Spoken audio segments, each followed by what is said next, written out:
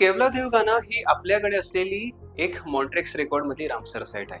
मग हिला मॉन्ट्रेक्स रेकॉर्ड मध्ये का टाकण्यात आलं हे इम्पॉर्टंट आहे.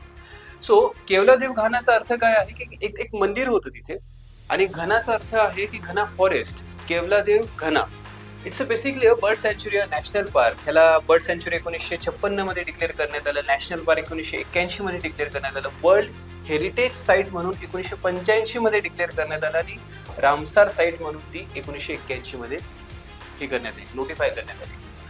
या पर्टिक्युलर वेटलँडला बनवण्यात आलं होतं 1726 मध्ये. इट वॉज अन आर्टिफिशियल लेक, म्हणजे मानवनिर्मित एक तलाव तयार करण्यात आला. महाराजा सूरजमलनी 1726 मध्ये पाणी अडवून एक तलाव तयार केला, आणि त्याच तलावाचं मेन जे म्हणजे त्याला येणारं जे पाणी होतं ते सप्ला होता तो गंभीर आणि बाणगंगा या दोन रिव्हर्सचा सप्ला होता.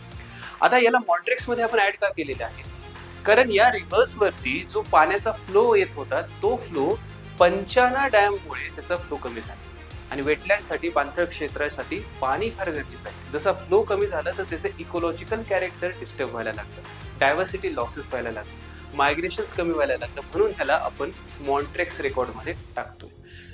It is famous for the Siberian crane. हा जो फोटो दिसतोय तुम्हाला, सायबेरियन क्रेनचा फोटो आहे. मायग्रेटरी बर्ड्स आहेत, हे येतात आणि त्यांच्यावरती इम्पॅक्ट होते, म्हणून हा वेटलँड मॉन्ट्रेक्स रेकॉर्ड.